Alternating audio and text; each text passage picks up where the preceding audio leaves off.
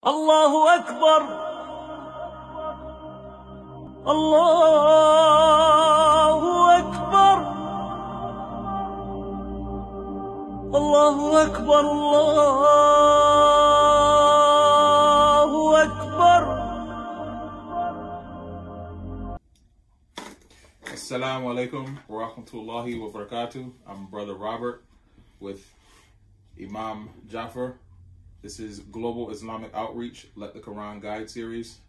Our last video, we discussed what the Quran is, the acts that you have to perform prior to touching the Quran and reciting the Quran. Is reciting the Quran permissible in any other language during Salah, which we learned that only Arabic is permissible? And what do we do if we want to read the Quran in our native language?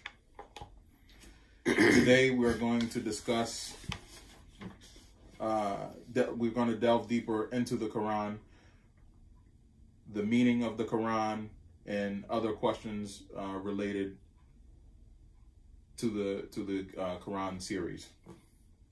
So our first question for Imam Jaffer is the Quran the words of Allah or the meaning inspired to the Prophet? Sallallahu Alaihi Wasallam. Okay. Wa alaikum assalam wa rahmatullahi wa barakatuh, Brother Robert. May Allah subhanahu wa ta'ala bless you for these questions. I think it's very important for us to understand our religion. Understanding the religion is based on the Quran. We need to understand the Quran first. What is Quran? Where did it come from? So questions like that will help us understand our Quran and be able to connect with the Quran. So regarding the question whether the Quran is revealed in its meaning or the language and the form that we have it today. Yes, Quran was revealed by Allah subhanahu wa ta'ala with the meaning, the language, and the wording, everything. It is not the meaning only, it is everything, the Arabic, the language, the structure, and everything together. That is why Allah subhanahu wa ta'ala said in Surah Yusuf, أعوذ بالله من الشيطان الرجيم إنا أنزلناه قرآنا عربيا لعلكم تعقلون. Indeed, we are the ones that reveal Quran in Arabic. So in Arabic, لعلكم تعقلون, so that you will understand it and you will reflect on it. So that means the way it is revealed, it is not just the meaning. If it is the meaning, it might not have a specific language, okay, right? So because Allah said it's in Arabic, that means that it's revealed with the wording. That's why Allah even challenged the Arabs or mankind, the entire mankind, to try to produce something similar to Quran, and they couldn't do it. And we will never be able to produce something like that. Even the shortest surah or verse in Quran, no one can be able to bring something like that. So Allah subhanahu wa ta'ala revealed in its form, the meaning, the language, like that, and we respect it and we hold it like that. That is why we are not supposed to change anything, even one single letter. We are not supposed to change it. It's supposed to be like that. The way Allah revealed it, we keep it like that, to make it more, to keep it in its divine form.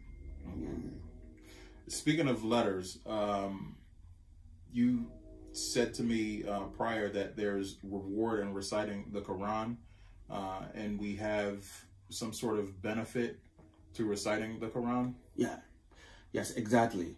Quran, it is the word of Allah subhanahu wa ta'ala, and we use it to worship Allah subhanahu wa ta'ala. Any form of worship, you have reward in it. So recitation of Quran is another form of worship.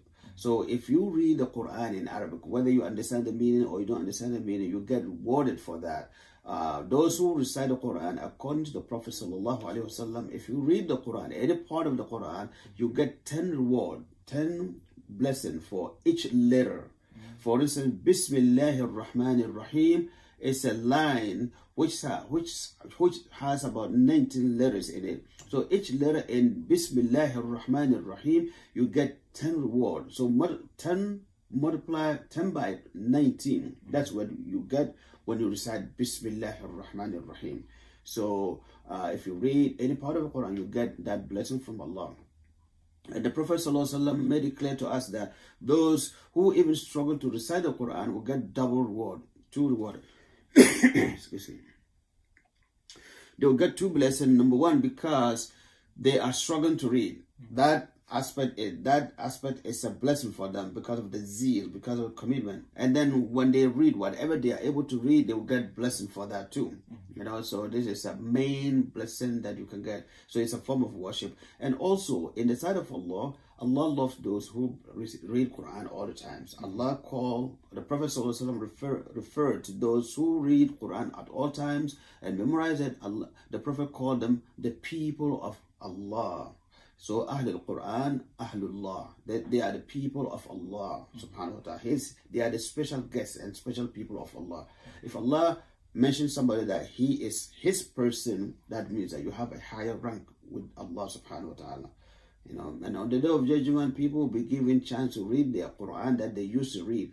The more they read, the higher they go in their status, in the sight of Allah, until they stop whatever they want to stop. Like that. So Quran has so many benefits, so many blessings, so many rewards. I encourage everyone to read. It doesn't matter where you read or which part you read. Whatever you read, it is a form of blessing and worship, and you get rewarded for that. So even if you recite the same surah over and over, you still get the Yes, exactly. Okay. If you read one surah multiple times, you get this blessing. Allah will not blame you for reading only one surah.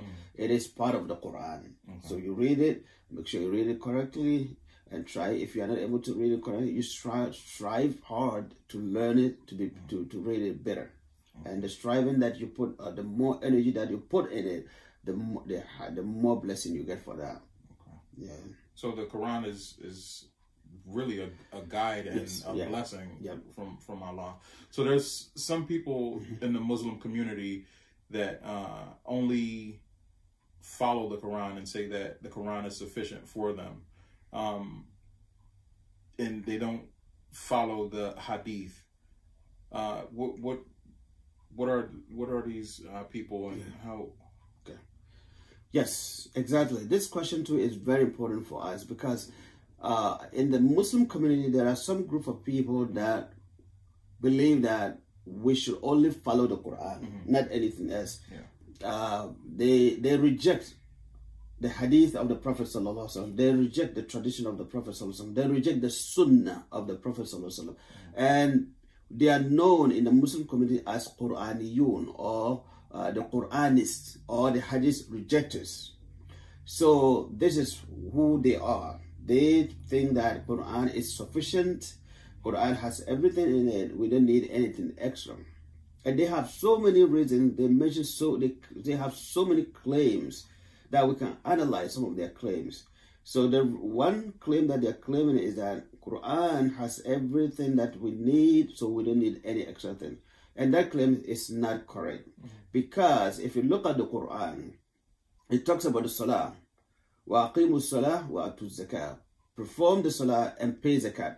But it doesn't tell you the number of rak'ah in every Salah. It doesn't specify.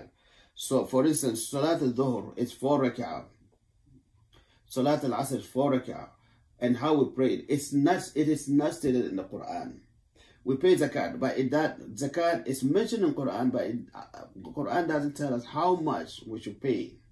All right, when you harvest your whatever your farm, whatever you get, how to give it out. It doesn't specify some of them, especially your wealth, the gold, and all this. Sometimes the Quran doesn't give the details of certain things. So from the Sunnah of the Prophet, that we get the details of the religion. So if we reject the teaching of the Prophet, the Sunnah of the Prophet, a big aspect of the religion will go away. So this is their claim number one. Another claim is that they believe Sunnah or Hadith has fake Hadith, so they don't believe that they said Quran is the word of God, so people that transmit the hadith to us, they are not trustworthy, or we didn't take from them, which is a claim that if you want to follow that claim, you reject even the Quran itself, because those who recorded the Quran and gave it to us today and put it the way it is now, it is not Allah himself that put it that way. It is human being, the Sahaba. They compiled the Quran, and they are the same people that compiled hadith. They got some of the hadith. So if you want to reject the hadith because the people that bring the hadith, you say there are fake ones of them, or you don't trust them, then you reject the Quran too, because they are the same people that recorded the Quran and wrote it down for us. We all know that the Prophet ﷺ was not able to read and write. He wasn't able to write. So even though when Jibreel brought the Quran to him, he was able to become someone literate. But the companions, they are the ones that compiled the Quran, and then they put it together, and then we have it today. So rejecting the hadith is completely rejecting the Quran. You should reject the Quran as well. All right, and also not following the Sunnah is also contrary to the teaching of Quran itself, because Allah subhanahu wa ta'ala is in many places, he will say, "Ati'u Allah wa ati'u Rasul." Obey Allah and obey the Prophet sallallahu alaihi wasallam. So if you want to follow the Quran, then the Quran is even telling you to obey the Prophet sallallahu alaihi wasallam. And he says, Allah says that man yuti'ir Rasul faqad ata Allah. Whoever obeys the Prophet and listen and follow his sunnah, that person is obeying Allah subhanahu wa ta'ala. So those who are claiming that they want to follow only the Quran and they reject the Sunnah, that means that they are disobeying the Quran itself, and then their argument would mean that they should also reject the Quran, all right, based on what they claim as their reasons why they don't want to obey the Prophet or they don't want the Hadith. Yeah, so it is that is not a good thing in Islam. We are supposed to follow Quran and follow the Prophet sallallahu alaihi wasallam Sunnah, and to have a complete religion. Okay, so the Quran and the Hadith should go hand in hand, like exactly. one another. Yes. Okay, so it would be wrong if someone limited themselves to only Quran. Yes, it will be total misguidance if you limit yourself to the Quran. If you limit yourself to the Quran, that is disobedience, contradiction to the teaching of Quran. Yes. Okay. What surahs do you suggest for someone who's learning the Quran? Yes, every individual in Islam or every Muslim need the Quran, the entire Quran. But it depends on your ability, your level of knowledge, and your time, and sometimes the need. But we all need an entire Quran. But for some reason, some people will be able to memorize the entire Quran, and that's fine. Some people will be able to memorize only one surah. So it depends on your ability. So whatever you can read, you can learn from Quran, you go with it. Some of the companions, when they used to pray and lead prayer, the Salah, they used to read only one surah, which is Quran chapter 112. All right, no, 12, Surah Al-Ikhlas. So it's one of the shortest surahs in Quran. They used to read that only. So it depends on whatever you can do. But we are all encouraged to learn as more verses and more chapters from Quran as possible. But it depends also, those who are new to Islam, to make the religion easy for you, start with short surahs first. Those surahs that from the beginning, from the ending part of the Quran, like Surah An-Nas, Surah Al-Falaq, Surah Al-Ikhlas, those surahs, Quran chapter 114, Quran chapter 113, 112, those surahs are short. And they are also protective. If you know them, you'll be able to use them quickly to pray, because we need to pray and use the Quran in our Salah. So they will quickly help you to be able to establish your Salah. And also those surahs are like protection for us. The Prophet ﷺ recommended them for us. If we are sleeping, we are going to go to bed in the night, the Prophet ﷺ will use to recite them and wipe it over his body before he go to bed. So you as a Muslim, you follow the same thing. You can read them. If you know them, you read them in the night once you go to bed, and you have children, you read them and wipe it over them. It is a protection for them. And it's also a cure for you. And also one chapter that every Muslim should be able to recite and memorize, no matter how, is Surah Al-Fatiha, the opener, which is the first chapter, number 1. Because in every salah we are required to read that surah in every rak'ah. Yes, you are required, except one of the 4 school of thought. They said if you're not able to read that, there's no problem. That is Hanafi. But majority of the Muslim scholars, they believe that you have to read at least Surah Al-Fatiha in the Quran in salah, because the Prophet ﷺ said, "La salata liman lam yaqra bi al-kitab or bi al-kitab." There's no salah for those who pray without reciting Surah Al-Fatiha. You know, so it is very, very important for us at least to be able to memorize that surah, and then you go from there and take the short ones until you go to the bigger ones. But every Muslim is encouraged to memorize Quran, or to read, or to memorize big amount of chapters from Quran, because of the status of the Quran. It's a protection, it's a guidance. We need to stick to it to understand it very well too. Okay. Yeah.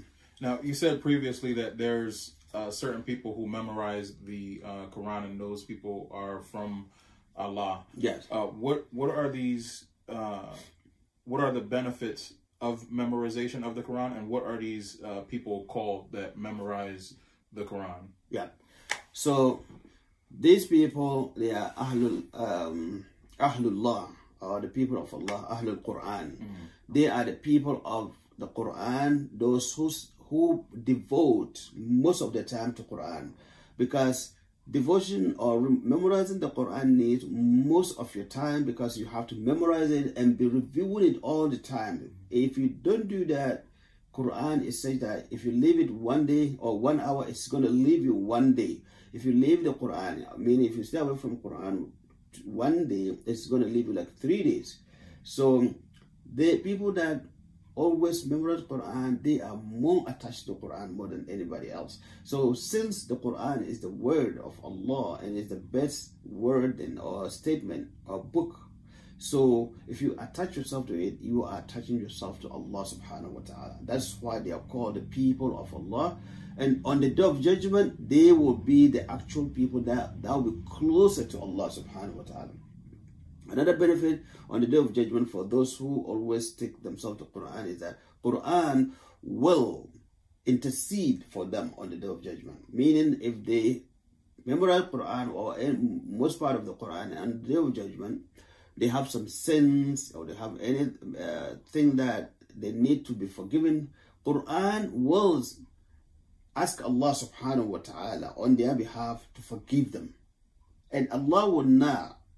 Allah is so merciful that He will not want to put someone in Jahannam or punish someone who has Quran in his mind.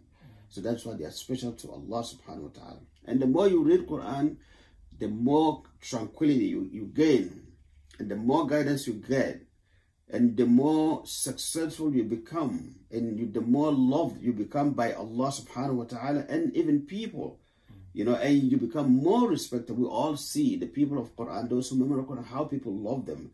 They have bigger brain, meaning they have sharpest brain, you see. And then in some studies that they did, in some colleges, they see that our Muslim brothers that memorize Quran, they are the ones that excel in so many courses that they were taking, you know.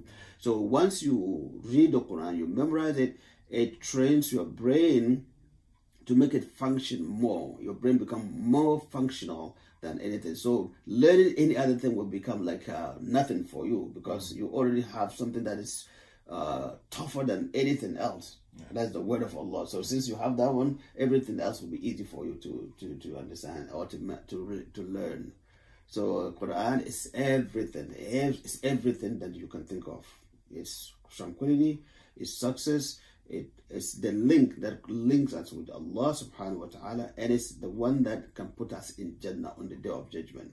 And it's something that Allah protected. Since Allah protected, Allah protects you as well, because you have it and you are the protector of the book of Allah subhanahu wa ta'ala. I don't know if that answers your question. Yes, it did. Yes, It did. yes. So is there a test for those who memorize the Quran, like as a person that's Hafiz? Yeah, you Hafiz, yes. Yeah. Okay. Yeah, so the people, the Hafiz or people that memorize what they're called, the plural is Huffaz. So those Huffaz, they themselves test themselves. Okay. But at the time that they are learning, because they want to get it from, they want to learn it from scholars, true Quranic scholars, they have to have what we call Sheikh, someone who gave it to them, who had it from even a chain from the Prophet ﷺ. Yeah, so they want to have it from that. So that person will be teaching them and then be testing them.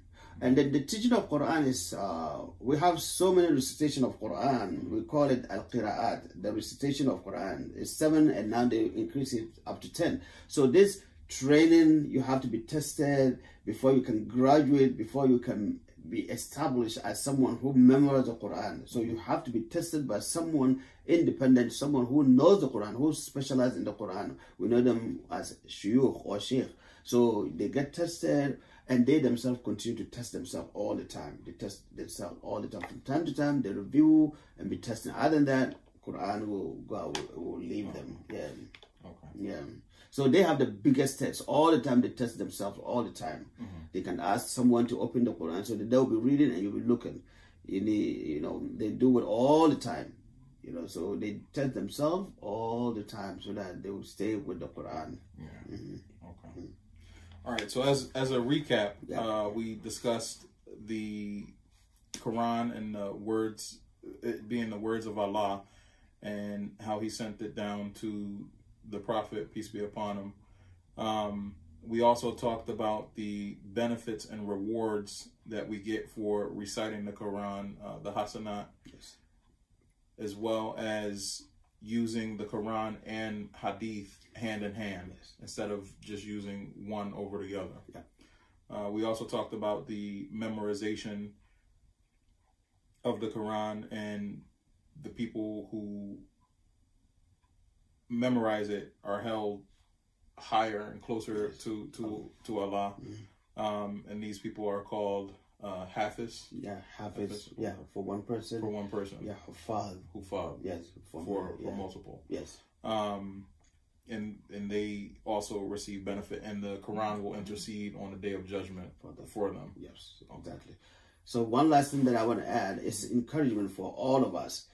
Children, our children, let's encourage them to memorize Quran, because once they start that one, it opens their brain and it also train them to be good people, because it put them on their character, it build their character very good, you know. So help them memorize the Quran as much as possible, and that will help them a lot in so many aspects of their life. And the grown-up people, adult people may think that, oh, I'm grown up, I'm old now, I cannot. No, Quran is not like that. Quran is for everyone, all ages and all genders, male or female. You can memorize the Quran, unless if you don't want to devote time for it. You just need some time for the Quran.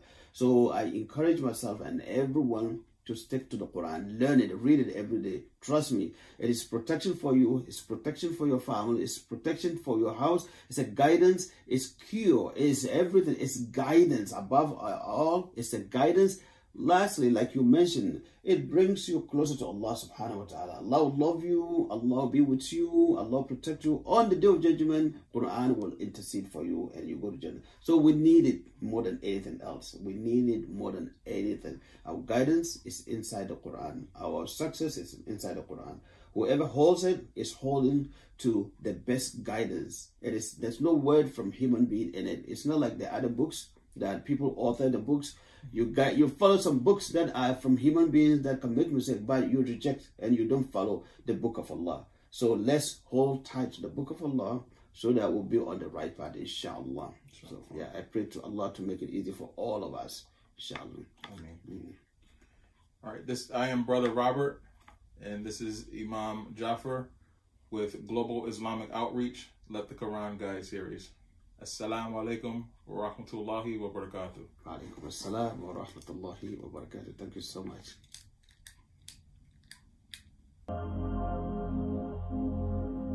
أشهد أن لا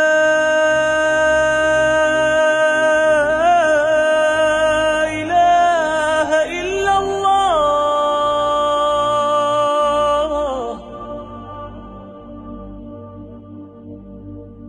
أشهد أن لا